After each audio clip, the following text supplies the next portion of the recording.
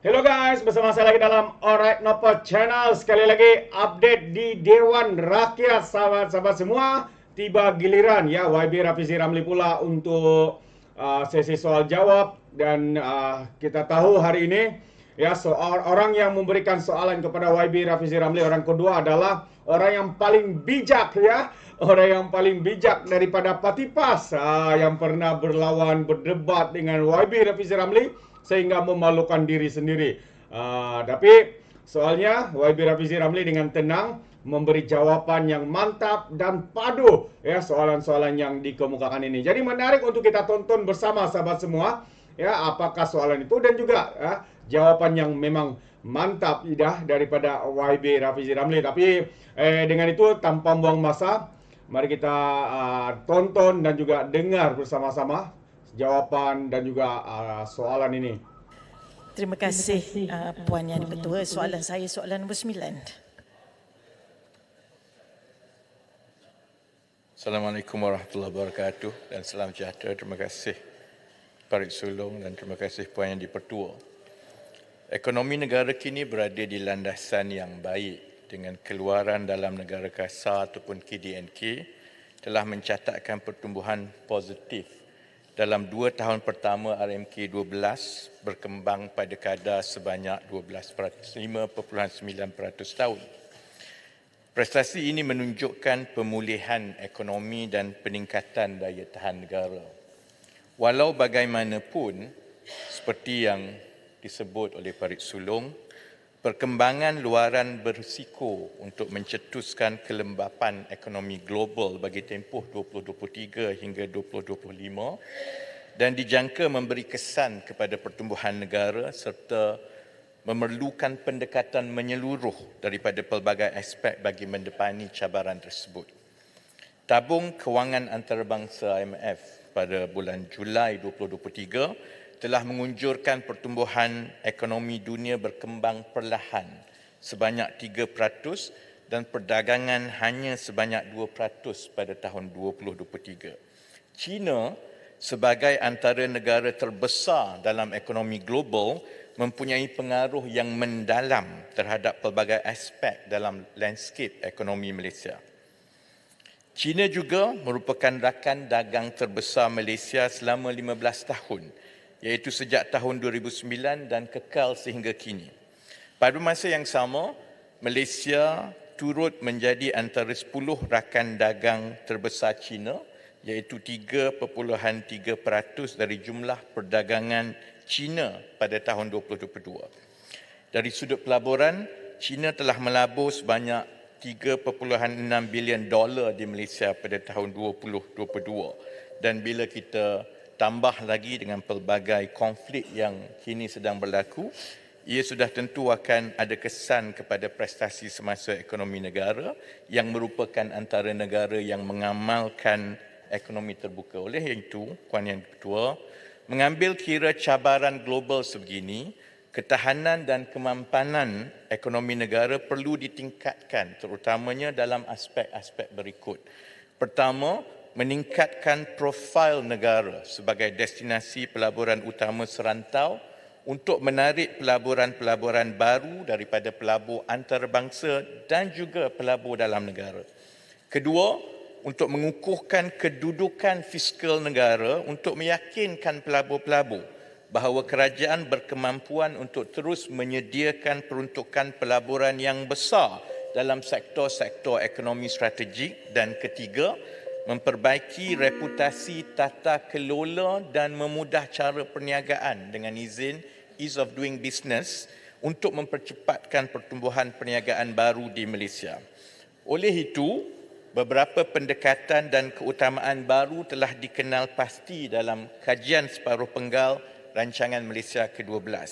Kerajaan juga telah meluncurkan Pelan Induk Perindustrian Baru 2030 bagi memacu transformasi perindustrian sekaligus meningkatkan daya saing negara dan pasaran global.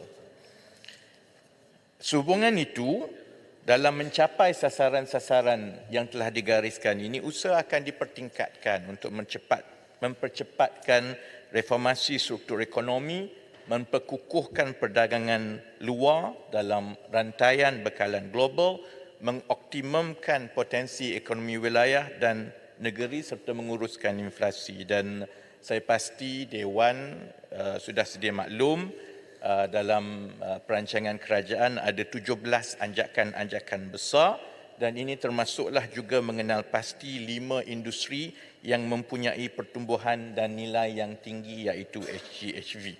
Jadi saya atas kesuntukan masa saya pasti Parit Sulong ada soalan tambahan, jadi lebih baik kita beri laluan kepada Parit Sulong. Terima kasih. Parit Sulong. Terima kasih. Terima kasih Yang Berhormat Menteri di atas jawapan yang telah diberikan.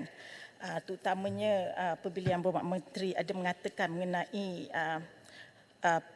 pengukuhan kedudukan fiskal negara dan juga meningkatkan profil negara. Walau bagaimanapun penganalisa ekonomi melihat dominasi China sebagai hub pembuatan semakin berkurang. Mungkin disebabkan kenaikan kos, populasi yang menua dan sebagainya.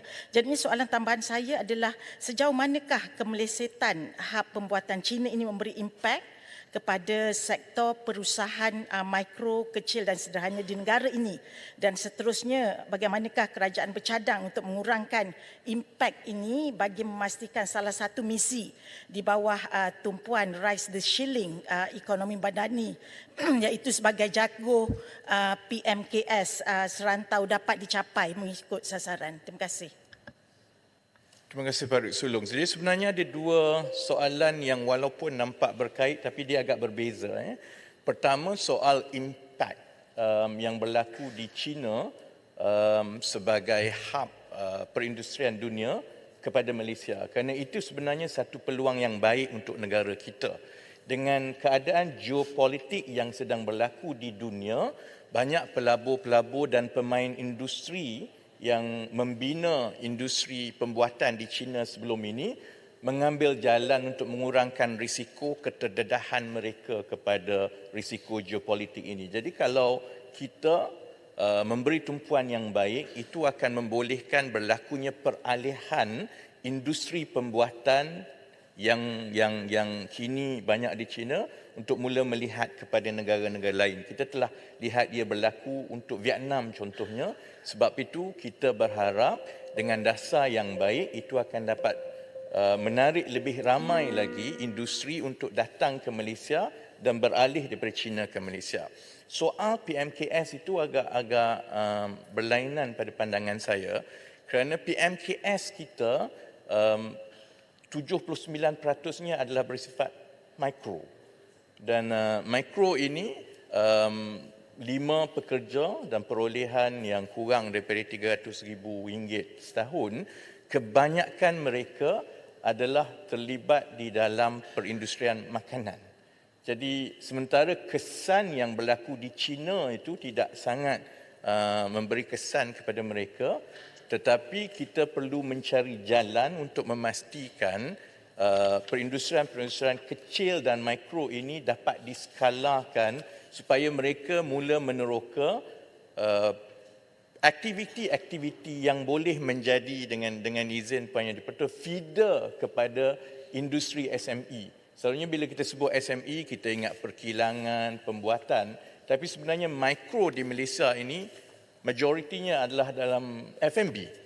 Dan menjadi keutamaan kita untuk menskalakan mereka supaya lebih ramai yang mengambil peluang sama ada untuk bergabung, mencari kemahiran baru supaya mereka mendapat peluang untuk menceburi di dalam industri-industri yang lain di luar F&B. Dan itu adalah sebahagian daripada perancangan kerajaan dan sebahagian daripada perkara yang kami lihat di KUSKOP, di Kementerian Ekonomi dan kementerian-kementerian lain ialah bagaimana untuk kita menskalakan yang 79% daripada perindustrian mikro di negara ini. Terima kasih Puan Yang di-Pertua. Pak Chok. Terima kasih Tuan Puan Yang di-Pertua. Apabila kita bercakap tentang permintaan global, pastinya ada kesanlah kepada ekspor negara.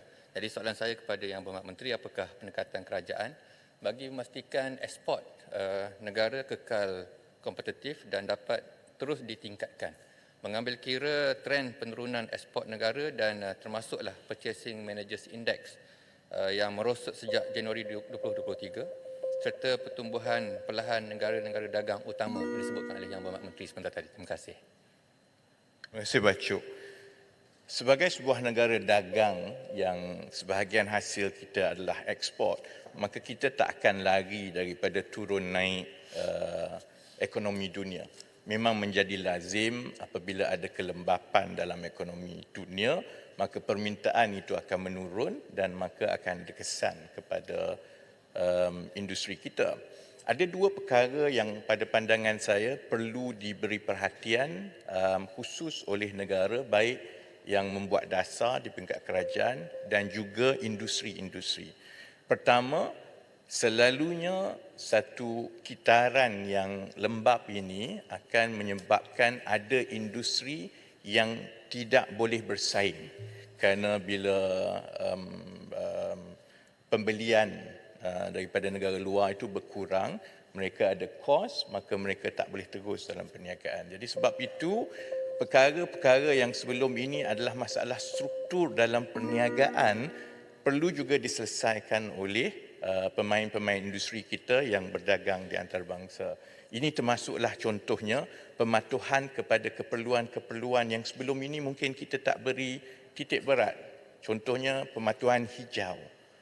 Contohnya dalam tempoh terdekat ini Kesatuan Eropah dan juga Amerika Syarikat akan mula melaksanakan pematuhan kepada apa yang dipanggil sebagai CBAM, Carbon Border Adjustment Mechanism, yang meletakkan kos tambahan kalau pengeksport contohnya daripada Malaysia tidak mematuhi beberapa peraturan-peraturan khusus. Jadi sebab itu, untuk menjawab yang ditanya oleh Bacuk, sebab itu sementara kita melalui proses kelembapan ini adalah sangat penting kita menggunakan peluang ini untuk negara dan juga industri-industri kita memastikan barangan kita itu memenuhi seberapa banyak kehendak-kehendak daripada rakan dagang kita. Sebab itu kerajaan meletakkan dasar peralihan tenaga sebagai dasar yang sangat penting. Kerana sementara di negara kita mungkin ia dilihat semata-mata soal solar, tetapi itu adalah komponen yang penting untuk memastikan daya saing yang berterusan untuk industri pembuatan kita yang berdagang dengan antarabangsa. Dan saya pasti apabila ekonomi dunia mula tumbuh balik dan mula rancak kembali dalam tempoh 1-2 tahun, peluang yang kita ambil ini untuk kita mengemaskan pematuhan kita kepada peraturan-peraturan antarabangsa, ini akan meletakkan kita lebih baik berbanding dengan pesaing-pesaing kita, dan bila itu berlaku sudah tentu Malaysia akan menjadi negara yang mendapat manfaat yang lebih banyak daripada pesaing-pesaing kita di rantau ini. Terima kasih. Saya jemput Tuan Haji Bakri bin Jamaluddin, Tangga Patu. Dari Sungai Udang ke Balik Buluh, soalan Terbaik sahabat semua, itu dia jawapan terbaik, jawapan padu daripada YB Rafizi Ramli sebentar tadi ya, berkaitan dengan ekonomi, ya perancangan kerajaan dan sebagainya. Jadi dengan jelas kita boleh dengar ya penjelasan padu daripada YB Rafizi Ramli tadi ya, dengan tenang menjawab soalan daripada orang yang dikatakan paling bijaksana ya di dalam Patipas ini, sahabat-sahabat semua. Nah, mana apapun kita harapkan segala perancangan, segala dasar inisiatif yang dirancang ya berjalan dengan lancar. Alright, jadi terima kasih sekali lagi. Izinkan saya untuk mengundurkan diri, tapi sebelum itu sekiranya Anda mau berikan sebarang komen, Anda boleh berikan komen dalam ruangan komen, tapi ingat komen dengan cara berhemat. Jangan menjadi seperti Walantit, lebay-lebay, geng sapu bersih, termasuk juga geng pengkhianat muda ya, apabila memberikan komen penuh dengan hasutan, kebencian dan juga fitnah melampau. Sepertinya mungkin kerana mereka menggunakan otak di lutut, bukan otak dalam kepala ni. Jadi terima kasih sekali lagi, izinkan saya untuk mengundurkan diri, dan seperti biasa peribahasa mengatakan tapapun kangkap 2 ton keinginan. Dalam bahasa Melayunya, tepuk dadah, tanya selera. Sekian saja daripada Alright Nampak Channel, kita berjumpa lagi. Bye-bye.